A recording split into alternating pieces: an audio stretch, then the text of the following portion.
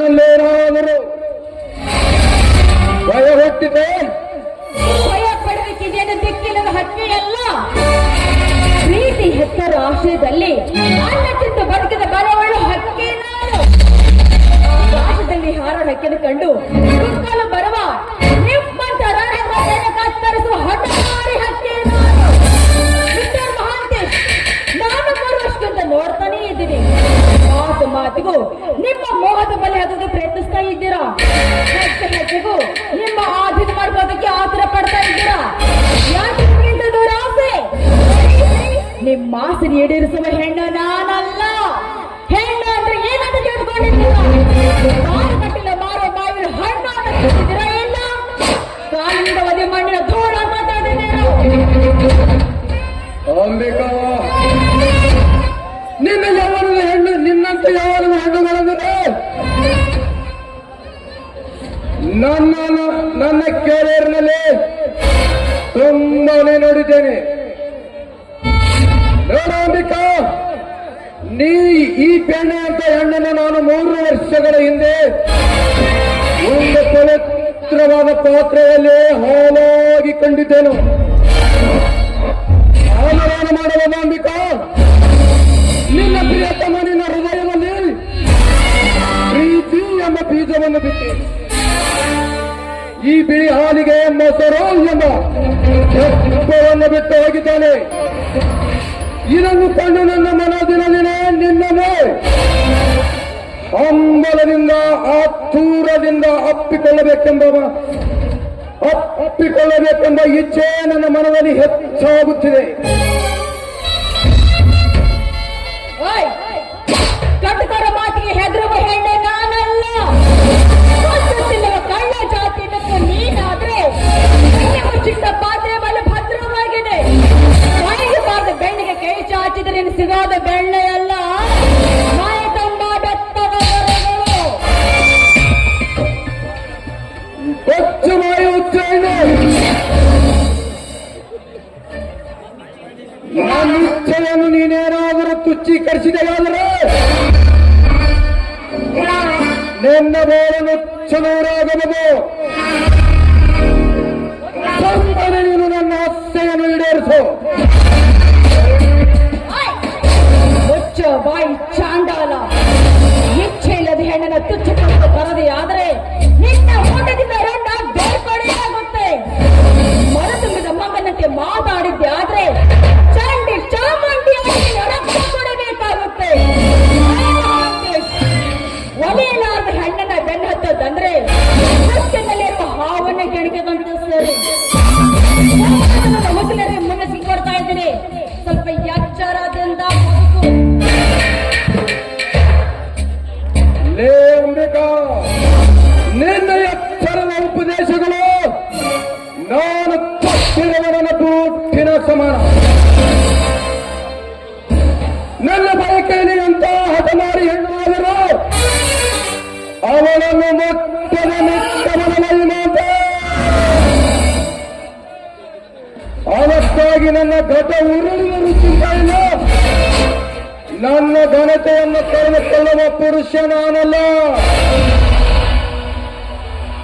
ಅಂಬಿಕಾ, ಹುಟ್ಟಿನಲ್ಲಿರುವ ಹಾವನ್ನು ಕೆಣಕಿದರೆ ಅದು ಎಂದಾದರೂ ನನ್ನ ತಪ್ಪದೆ ಬಿಡುವುದಿಲ್ಲ.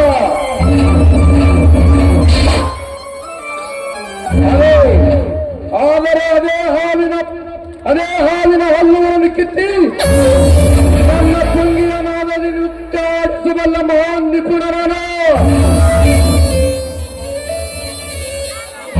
ಅಂಬಿಕಾ, ಹಾವುಗಳ ವಿಷಯನ್ನೇ ತಪ್ಪಿಸಿಕೊಳ್ಳಬಲ್ಲ ತಾಕತ್ತು ಈ ಮಹಾಂತೇಶನಿಗೆ ಇದೆ. ಅಂಥದರಲ್ಲಿ ನೀನ್ಯಾರವೇ? ಅಲ್ಲ ಕೀಳ ಜಾತಿಯ ಹೊರ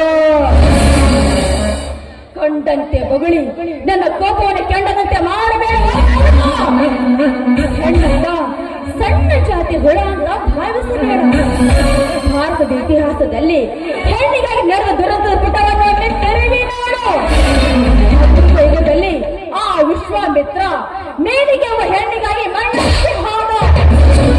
ತ್ರೇತಾಯುಗದಲ್ಲಿ ಶಿವನ ಭಕ್ತನಾದ ರಾಮನ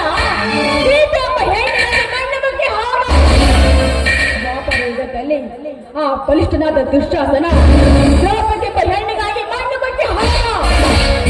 ಕಲಿಯುಗದಲ್ಲಿ ಎಂಥವರು ಹೆಣ್ಣಿಗಾಗಿ ಹಣ ಆಸ್ತಿ ಅಂತಸ್ತು ಕಳೆದುಕೊಂಡು ಮಣ್ಣು ಬಟ್ಟಿ ಹೋಗಿದ್ದಾರೆ. ನಿನ್ನಂಥ ನರಕನ್ನಿಗೆ ಹೆಣ್ಣಿನ ಗುಣ ತಿಳಿದಂತ ದೂರ ಹುಟ್ಟಿಸಿದ ಬ್ರಾಹ್ಮಣಿಗೆನೆ ಹೆಣ್ಣಿನ ನರನಾಡಿಗಳು ಗೊತ್ತಿಲ್ಲ. ನಿನಗೆ ಹೆಚ್ಚಳ ಅವಶ್ಯಕತೆಯನ್ನು ನನಗೆಲ್ಲ. ಸುಮ್ಮನೆ ಹೊರಟಾವ ಇಲ್ಲಿಂದ.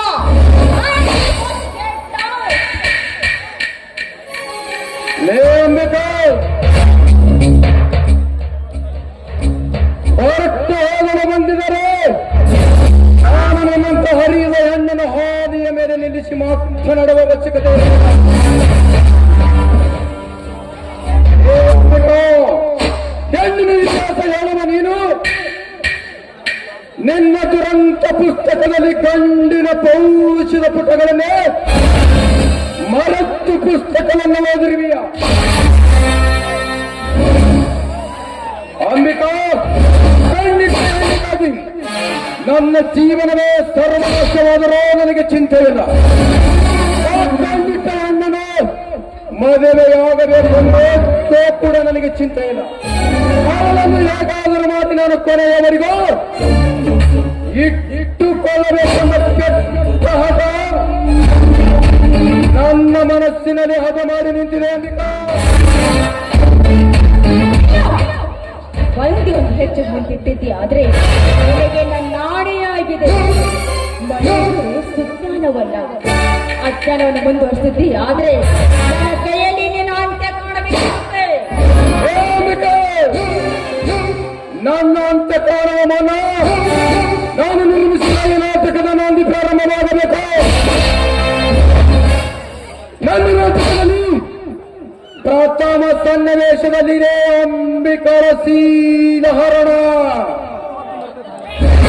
ನಂತರ ಬರುವ ದುರಂತಗಳನ್ನು ಎದುರಿಸುವ ತಾಕತ್ತು ಈ ಮಾಂತೇಶನಿಗಳಿವೆ. ಅಂಬಿಕಾ, ನೀನು ನಾನು ಮಾಡುತ್ತಿರುವ ಈ ಕಪಟ ನಾಟಕದಲ್ಲಿ ನಾಯಕಿಯಾದರೂ ಸರಿ, ಖಳನಾಯಕಿಯಾದರೂ ಸರಿ, ನೀನು ಒಟ್ಟಾರೆಯಾಗಿ ನನ್ನವರಾಗಲೇಬೇಕು. ನನ್ನ ಮಾತ್ಯಳು ಹಠಕ್ಕೆ ಬಿದ್ದು ಅವಮಾನ ಆಗ್ಬೇಡ. ಏ ಅಂಬಿಕಾ, ಮಾತ್ರ ಕೇಳುವ ಹೇಳುವ ಸಮಯ ಇದಲ್ಲ, ನಾವಿಬ್ಬರು ಸರಸವಾಡುವ ಸಮಯ. ಮಾತಿಗೆ ಮರ್ಯಾದೆ ಕೊಡ ಮನುಷ್ಯ ನೀನಲ್ಲ ಅಂತ ಕಾಣುತ್ತೆ. ಕತ್ತೆ ಮತ್ತೆ ತಿಂದಾಗ್ಲೇ ಒಳ್ಳೆ ಪಾಠ ಕಲಿಯೋದು. ನೀವು ಹೋಪ್ಲೆಸ್.